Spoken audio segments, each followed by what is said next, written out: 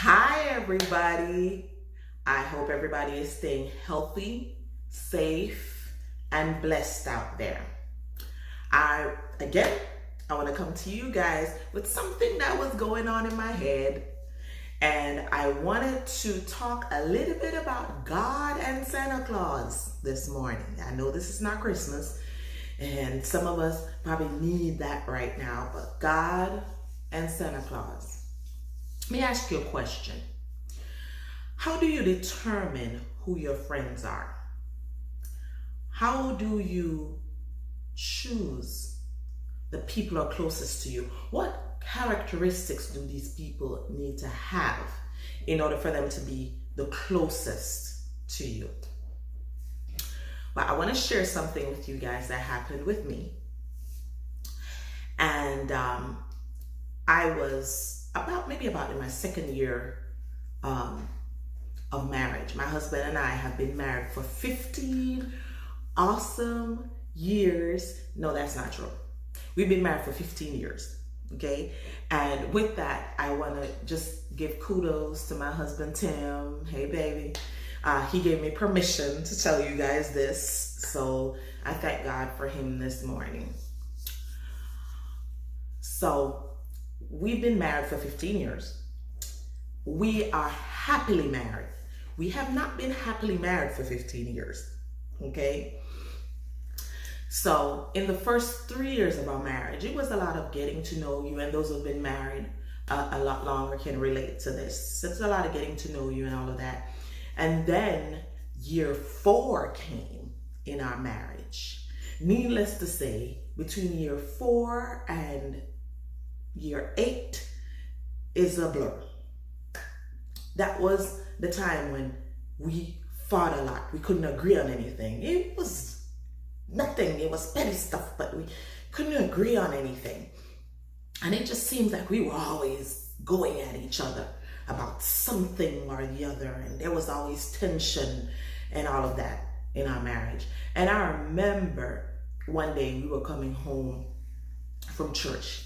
Now, we had the kids in the car, because by this time we had all 3 of our kids, and we had the kids in the car, and we're driving home from church, and we're just going at it. And we stopped at a 7-Eleven. And I remember getting out the car. We were about 30 minutes away from home, and I remember getting out the car, and all I wanted to do was walk home. I just wanted to walk home. I had a friend who told me, when I sought counsel from her in our 7th year of marriage, she just kept saying to me, girl, just get to 8. Just get to 8, because when 8 comes, things are going to get better. There's just something about that number. And I just hung in with dear life on what she said. And by year 8 came, it was almost like a sunlight came out. The light came from somewhere. And I found out after being married this long that what was happening was we were being fused together, and it was hurting me, it was hurting him, and all of the differences and everything was coming out. The stuff I don't agree with, the stuff I agree with, the stuff that you don't like, the stuff that I like, all of that stuff was kind of trying to fit in there somewhere, and it wasn't working out the way we thought, because we had to move from this to this. The reason why I can say that we are happily married is because we went through that. Now we can go through anything together. Now we know what each other like and don't like. We know how to agree and disagree. Why am I telling you all of this? Because of this. If you do not have someone in your life that can go through tough times with you and still be there, then you probably need to examine who you have around you. Not just that. Let me share another experience I had with you guys. So I had an uncle who lived in New York. He was divorced, living by himself for about 15 years. And my family saw signs of him getting sick. So they asked me to go to New York to find out what was going on with him. I took 5 days off from work to go. And I went to New York, and the first 2 days looked okay. I thought, he could survive.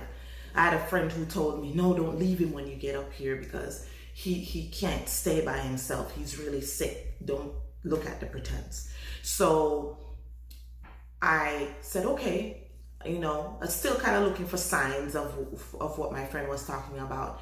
And by the morning of day 3, my uncle was walking through the living room and he just started falling. I remember laying on the sofa going, what is going on with him? He is going down to the floor. And I jumped off the sofa and grabbed him literally in midair before he hit the floor. And he came back to immediately and didn't know what happened to him. In the process of going through that, it took me 3 days to pack up 15 years worth of his life, which was crazy. It was just me and my cousin. We were in New York, driving up and down, looking for packing stuff, boxes, trying to figure out, okay, what we're going to do with this stuff. And because he's from Jamaica, we shipped all of this stuff to Jamaica. And now we're driving to the airport after going through a pretty much sleepless, almost 4 days with him. I'm driving to the airport with him, talking to my husband on the phone. And he says, give the phone to your uncle, let me talk to him. He's laughing and joking while we're going to the airport. And I give him the phone and he does not respond. And I'm calling him and he's not responding. When I looked at him, I realized that I don't know what was going on with him. He was just tapping his foot, tapping his foot, tapping his foot, tapping his foot, acting like he was trying to speak, but he couldn't. And I remember sitting in the back of that car, which seemed forever, shaking him and shaking him and shaking him and praying on the top of my lungs at the same time while I'm shaking him so he wouldn't fall asleep. Because all I was thinking was, if this man falls asleep, I don't know if he's going to wake up. And I don't know anything about him. I don't know what I'm going to do. I'm in the city by myself. I don't know anything about New York. And my friend who's driving us to the airport tries to call 911. He jumps out the car because the ambulance can't find where we are, stuck on the side of the road in the middle of nowhere. And I am on the top of my voice, praying and shaking my uncle, trying to save his life. The ambulance comes and they get him out of the car. He comes back to somewhat. And I remember going to the hospital, standing by the checking section in the ER, just staring at him laying on the stretcher and thinking to myself, God, I'm up here by myself. What am I going to do if something happens to him? What am I going to do if he dies? And I just saw a casket form around him. It shook me to the core. Not just that, we didn't have anywhere to stay because I gave up his apartment when we packed him up. So my friend told me, you can sleep, you have an extra room, you can sleep with me until he gets out of the hospital. And then that night I go home, I go to my friend's house, and I had a dream that he was in a casket. I'm saying all of this to say, my husband wasn't there with me. My friend was working and trying to help at the same time, trying to help me to move him. My cousin was working and trying to help me to move him all at the same time. I had to show up at the hospital every day, try to talk to the doctors, going through all of these motions by myself. But I was not alone. During the time when I didn't know what to do, when I couldn't function, when I didn't know all the answers, I had help. The one person who knew what I was feeling, the one person who understood what I was going through, was there to help me. Listen, you don't need people that's going to be there with you when times are good all the time. When you got money in your pocket, when you can hang out, when you can pay for your own food, when you can pay for their food too, when you can buy them what they want, when they can buy you what you want. You don't want friends. You need friends who are there who knows what you are feeling because they've been through that. They understand the emotions and the tension that's going on the inside of you. I remember when I was 15 years old. I was about 15 years old. I had a really seriously bad low self-esteem. And I remember thinking, this world is not going to be any different if I just disappear. This world is not going to, my mama might miss me and my sister, my brothers, but it's not going to be a big deal to very many other people. And I thought about committing suicide. And I remember praying. Yes, I'm talking about God, just in case you didn't realize that. I remember going to God and praying. And all I said was, God, take this feeling away from me. That's all I said. And God didn't ask me, tell me on a scale of 1 to 10 how that feeling is. Do you feel it in your head? Do you feel it in your heart? Is it in your soul? Is it in the pits of your stomach? Is it something that maybe you ate? Or what did you eat in the past 24 hours for you to feel? He didn't ask me any of those questions. He understood what I was going through and he took the feeling away. Friends who will be there. My husband is my best friend. And I can say that because he's been there through the toughest times in my life. Since we've been married, he's been there. Friend, yeah, that friend that you don't do exactly what it is that you want them to do, and then you get mad at them. And like I did, and didn't talk to God for days because I was mad because he didn't do what I wanted. And then when I finally, based on the advice of a friend, decided to talk about it, went to God and talked about how I felt, how mad I was because you told me to do this and I did it and you didn't give me what I thought you were going to give me. And he listened. He listened to me vent. He listened to me to me literally tell him off about I don't understand and that's not fair. A friend who understands the very core of what you are feeling without you expressing any words. A friend who, when you don't even know what's going on the inside of you and tears are running down your face, knows exactly how you feel, can relate to your emotions, can relate to the turmoil that's going on the inside of you without you saying a word. That kind of friend can only be found in Jesus. I'm not talking about Santa Claus this morning that always give you what you want.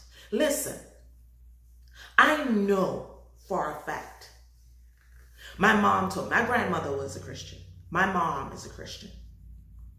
I don't know, my great-grandmother was a Christian. So my mom knew her. But can you imagine wanting to get a message to your great-great-great-great-great-great-great-grandchildren? And the only person who can pass that message on to them is God. And he cares enough about you to do that for you. You don't need somebody who's going to be a sugar daddy to you that's going to meet your needs. I'm not saying that God is not going to be that for you. You don't just need someone who's going to be there to pay your light bills for you. Somebody who's going to always agree with what you want. What about the times when you're by yourself in the middle of the night and you are hurting? And you need someone who understands the essence of your pain without giving you a quiz like the doctor gives you when you go to the doctor to find out how hard is that pain. Tell me on a scale of 1 to 10 and showing you the faces for you to pick which one it is. And you don't even know how to express how you're feeling inside. But there's that one person who knows and who understands and who is there when nobody else is there.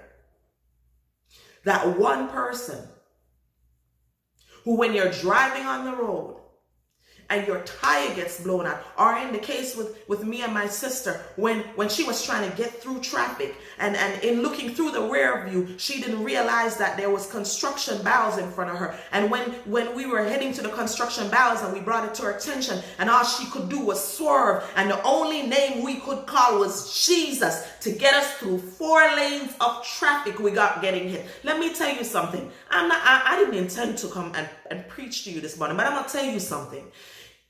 This is the time when you have to understand what type of friend you need in your life. The type of friend that's going to be there when all you have to do is call his name and he shows up and does what is necessary in your life. And not just that kind of friend. The kind of friend who's going to be there when you're going through, not necessarily to take you out of the situation, but who's going to be there and who's going to understand what you're feeling. I remember listening to this nurse who was in a critical unit at one of the hospitals. She was posting a video and she was talking about these people, the people who are going through the virus, who are in critical condition, and all she can do is stand there and watch these people die. She's going into that room with her gloves and with mask and with her covering on. But how about a God who will be there when you are dying to hold your hand, and he knows what it feels like when nobody else knows what's going on in the inside of you, when you don't even know what's going on in the inside of you, when you can't even voice your own emotions and your own feelings.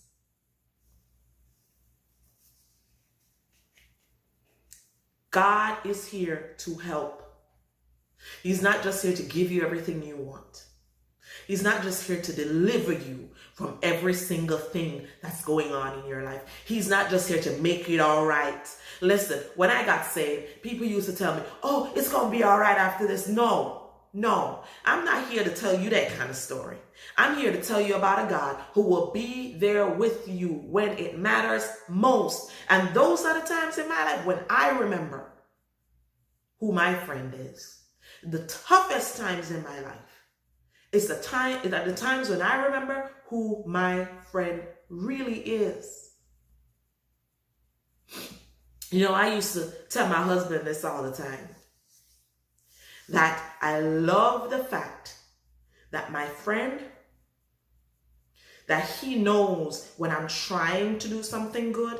Because you know when you try to do something good, but it don't come out that way, and everybody is looking at the results, and they're criticizing the results of what you did, and nobody sees the intent of your heart that you were really trying to help. That kind of friend who looks past what he can see, who transcends time and takes a message to a great-great-great-great-grandchild from her grandmother centuries after everybody else has passed.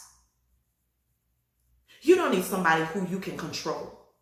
And if that's what you're looking for, then God is not the way to go. You don't need somebody who can do everything that you want them to do. What about it? What about a God who can answer a prayer when you're in the United States and your mother is in Jamaica going through hell and about to get murdered by somebody, and a God who hears you miles away and answers the prayer that you pray in that minute, in that moment? We need to wake up, if we have not been awoke, and understand this is who he is. He's the one who will defend you in the courtroom, but he's also the one who will tell you when you're wrong. I remember hearing this story about this lady who was an atheist. And this is not just for people who believe in God or who trust in God. You guys, you've been through enough in your life. If you've lived long enough, you've been through enough in your life to understand what I'm talking about. This lady was an atheist. And she didn't believe in God, but her daughter got in a really bad car accident, really bad accident. And she went to the hospital, saw her daughter on life support, and the daughter was the only person she had in her life. She just got angry. And she went out and she bought a bottle of rum or whatever it is, liquor, and she just drank and drank and drank, barely drove all the way home, drinking, got totally drunk, couldn't even get out of the car in the driveway. And she was just venting and venting and venting about everything she's going through. And she finally screamed and said, God, how dare you? And in the midst of all the emotions and everything that she was going through, she heard a still small voice saying, I was just waiting for you to talk to me. Listen, we don't need a God that we understand. We need a God that can transcend time, space, a God that is beyond our comprehension, who can take something like a coronavirus and bring a world to its knees for it to realize that it needs help. A God that will allow stuff to happen to you so that you can build your character. I don't know about you, but I don't want my kids hanging around my house all my life.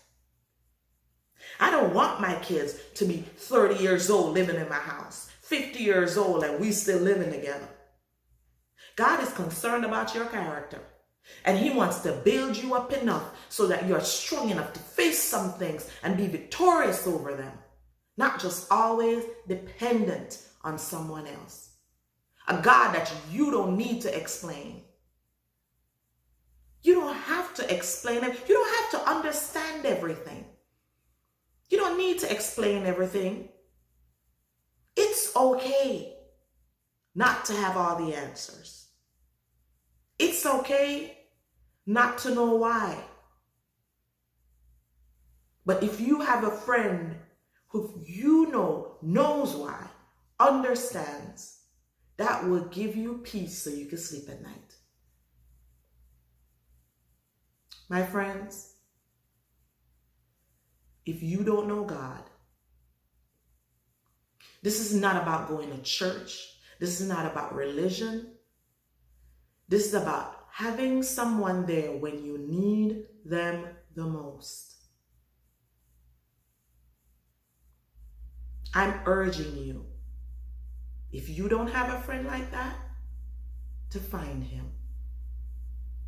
As a matter of fact, he's right there to let him know what you feel, what you need. Because I can tell you, after being through some tough times, that he's always been there. He didn't always give me what I wanted, but I always got what I needed. And a lot of times, it was more than what I thought I deserved. He didn't always fix it, but he was always there to help me through it. Blessings on you.